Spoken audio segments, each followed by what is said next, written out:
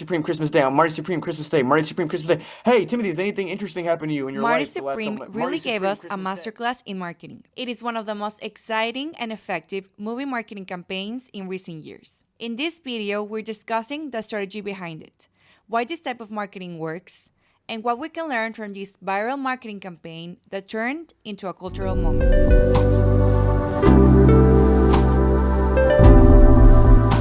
Before we start, I want to quickly give some context. We obviously have to talk about the Zoom meeting, the moment that sent the campaign into virality. It was uploaded on Timothy's account and on YouTube.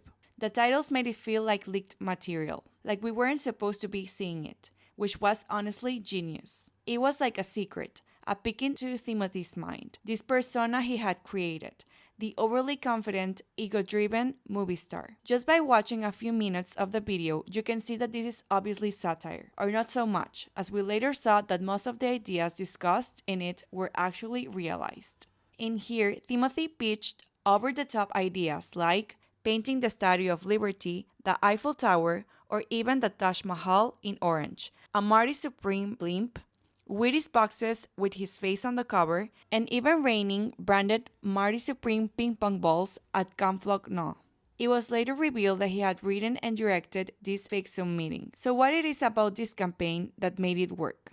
And just as Timothy mentioned, one of the strongest and best movie marketing campaigns in recent years is Barbie. And with Barbie, we immediately think pink. Marty Supreme takes a similar approach by building a strong color association, this time centered around orange, a nod to its ping pong balls. But not just any orange, hardcore orange, corroded orange, falling apart orange, rusted orange, as Timothy puts it during the Zoom meeting.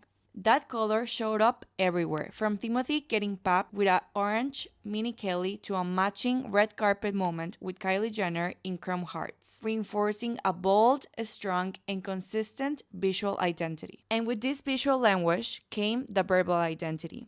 Simple phrases like Marty Supreme on Christmas Day and the movie's motto, Dream Big, were repeated again and again. Marketing through repetition. Like a mantra or affirmation, this repetition is exactly what made the campaign stick in our minds. Through these visual and verbal motives, the campaign made Marty Supreme instantly recognizable and impossible to ignore. Marty Supreme Christmas Day. And most of the tactics used lean on guerrilla and immersive marketing experiences. And by guerrilla marketing, I mean loud and bold. Things like the massive orange blimp flying over the Hollywood sign, Timothy showing up in Times Square with bodyguards with ping pong heads, or even dancing on top of the sphere in Las Vegas. In this way, Marty Supreme was impossible to ignore. All of these things immediately turned viral and led people to talking. People were asking, what is Timothy doing? And then there's the immersion aspect of this. Tactics that immerse you into the world of Marty, or that at least give you a taste of it. One perfect example of this was the Underground Ping Pong Championship in collaboration with Airbnb in a secret location in New York, where Timothy made an appearance as Marty Mouser. People experiencing the movie in real life, secret underground tournaments, fully immersed in the world of Marty Supreme. And even in smaller details, like vending machines with Marty Supreme ping pong balls in some theaters. And another way to achieve this immersion is through merch. Merch for world building, creating a tangible world the audience can experience beyond the movie. And the first example of this is Wheaties. Timothy pitched the idea that only the greatest athletes, on the level of Michael Jordan, ever appear on the cover of a Wheaties box, the Breakfast of Champions. This is a perfect example of merch translating something from another world, a fictional world, into our own, making the movie and the character feel real. Most people aren't familiar with Marty Mouser or the real-life ping pong player he's loosely based on, his story and journey. By using something from our world to signal the importance of this character, you instantly see him and associate excellence and greatness. Brilliant. It's fun, simple, great merch. And most importantly, not your conventional movie merch. This could also be a collectible.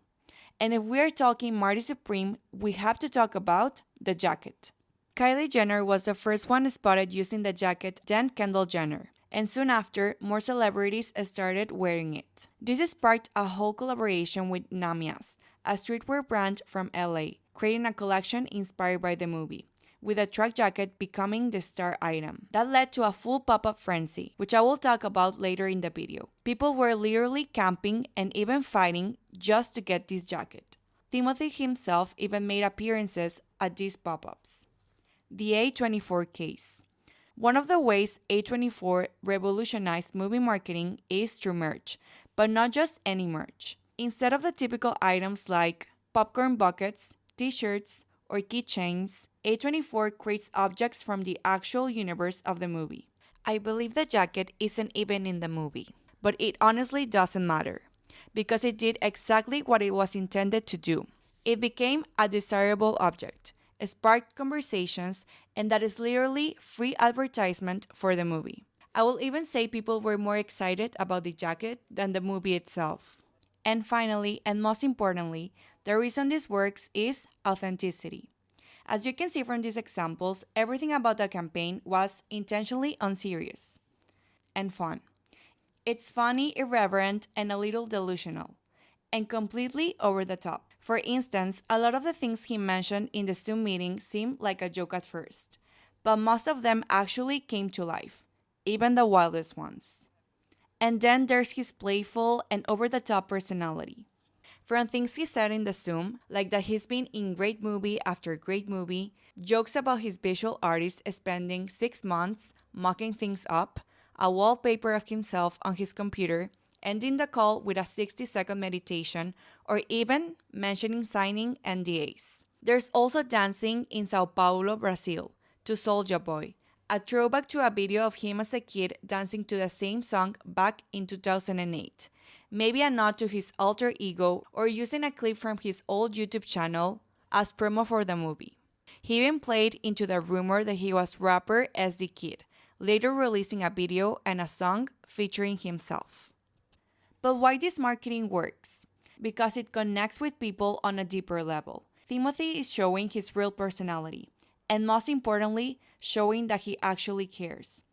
And you can obviously tell he's deeply involved in the campaign. This is no surprise. We've seen this before in other press tours, like when he was promoting A Complete Unknown, where he did more spontaneous, funny, and relaxed things. People notice and really value that. People don't want to see the typical press tour full of the same talk shows and interviews anymore. They want something real, something that truly connects, something unconventional, something you don't expect. And that's exactly why it works. Okay, so now let's discuss the actual numbers. At the Manhattan pop-up, fans lined up for 2 blocks and the collection sold out in just 15 minutes. At the London pop-up, fans waited in line for up to 17 hours. The turnout was so huge that police had to step in. There were lots of fights, too many people, it was not fun. One fan told GQ, people showed up so early that they created an unofficial ticketing system to secure their spots. The fake Zoom call on Timothy's Instagram got over 400,000 likes. Other posts also performed really well.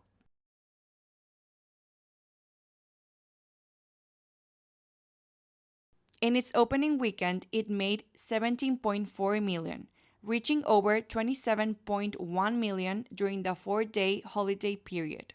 As of today, Marty Supreme has earned over 114.4 million worldwide. It is the 4th A24 film to hit 100 million globally, and it's now A24's highest grossing film in the US ever, taking the place of Everything Everywhere All at Once. It's clear the hype and buzz definitely worked. Some people have said the marketing should have focused more on the movie itself. Its story, its themes, things like the underground table tennis tournaments, which actually reflected the movie, instead of Timothy doing random viral stunts. In other words, viral for the sake of being viral. But I'm not sure if that kind of ruins the mystique. Anyways, we're kind of entering a new era for movie marketing, and I just love this, and I'm so excited for what's next. So that's it for today. If you made it this far and enjoyed this video, comment a ping pong emoji, maybe ping pong, Timothy, Timmy, whatever you like. As always, thank you so much for watching, and see you in the next one. Bye!